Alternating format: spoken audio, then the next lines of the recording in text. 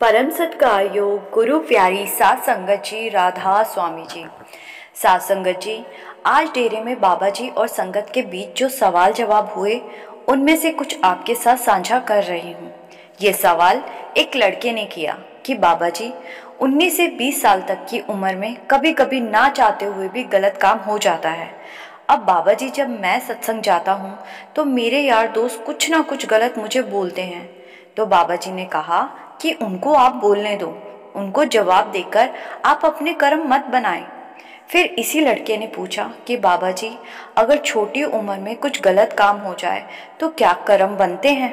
तो बाबा जी ने कहा कि बेटा, अगर कोई छोटी उम्र में जहर पी ले तो क्या उस पर उसका प्रभाव पड़ेगा या नहीं?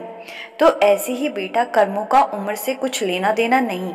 गलत कर्म किसी भी उम्र में किए जाए, ऐसा करके हम अपने कर्म तो बना ही रहे हैं।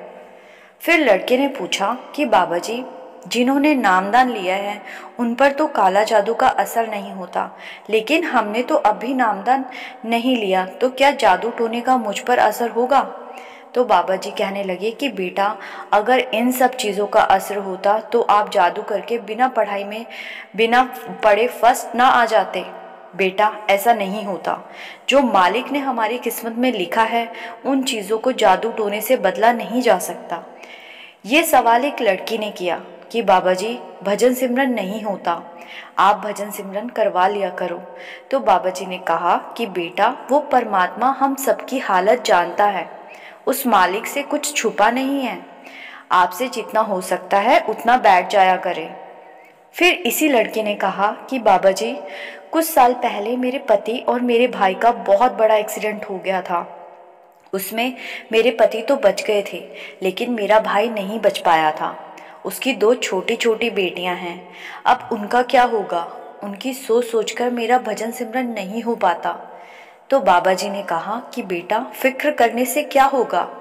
अगर हमारे फिक्र करने से कोई हल निकलता होगा तो हमें ज़रूर फिक्र करनी चाहिए। हम सब अपने कर्मों के कारण यहाँ हैं। यहाँ जितने भी लोग बैठे हैं सभी ने कभी ना कभी तो जाना ही है। अगला सवाल एक लड़के ने किया कि बाबा जी, जब हम सेवा और सत्संग पर जाते हैं उस दिन भजन सिमरन में बहुत मन लगता है, लेकिन जिस दिन सेवा पर ना जाए उस दिन भजन सिमरन पर बैठ नहीं पाते, उस दिन बुखार हो जाता है।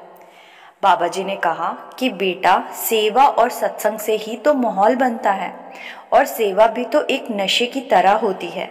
जिसको ये लत लग जाए फिर उसका सेवा के बिना रहना मुश्किल होता है। फिर एक लड़के ने पूछा कि सत्संग में कहा जाता है कि चाहे जितनी भी नदियों में स्नान कर ले, कुछ होने वाला नहीं है। मुक्ति ऐसे नहीं मिलने वाली, मुक्ति तो सिर्फ भजन सिमरन करके ही मिलेगी। लेकिन फिर भी लोग नदियों में स्नान करके खुद को पवित्र समझते हैं। तो बाबा जी ने कहा कि बेटा, अब सबकी सोच तो एक जैसी नहीं होती, ये तो हर किसी की अपनी अपनी सोच पर निर्भर करता है। फिर किसी ने सवाल किया कि बाबा जी, ऐसा कहा जाता है कि मालिक की रज़ा में रहकर सब कुछ उस पर छोड़ दे तो फिर सब उसकी जिम्मेदारी होती है, क्या ऐसा सच में होता है? बाबा जी ने कहा कि अगर हम उसकी रज़ा में रहते हैं फिर तो उसकी जिम्मेदारी है, लेकिन कौन सी जिम्मेदारी है ये सोचने वाली बात है। अब हम सोच लें कि हमारी धन दौलत की जिम्मेदारी वो खुद करेगा, तो ऐसा नहीं है। ये आपको तब पता चलेगा जब आप अपना सब कुछ मालिक पर छोड़ देंगे। एक लड़की ने पूछा कि बाबा जी, कभी भी ऐसा समय ना आए कि मुझे परिवार और पार्टनर में से किसी एक को चुनना पड़े। तो बाबा जी ने कहा कि बेटा, कोई भी इतना बुरा नहीं होता। हाँ, कभी कभी ऐसे हालात बन जाते हैं, उस समय आप अपने दिमाग से काम लें, लेकिन मेरी नज़र में कोई भी गलत नहीं होता। फिर एक बीबी ने पूछा कि बाबा जी, बहुत कोशिश करती हूँ लेकिन भजन बंदगी में तरक्की नहीं हो पा रही।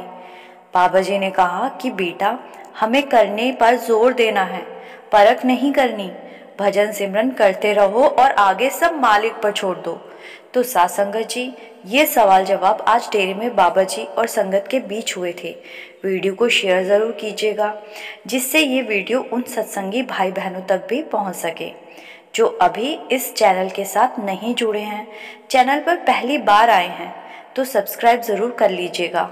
गुरु प्यारी सात संगत जी, राधा स्वामी जी।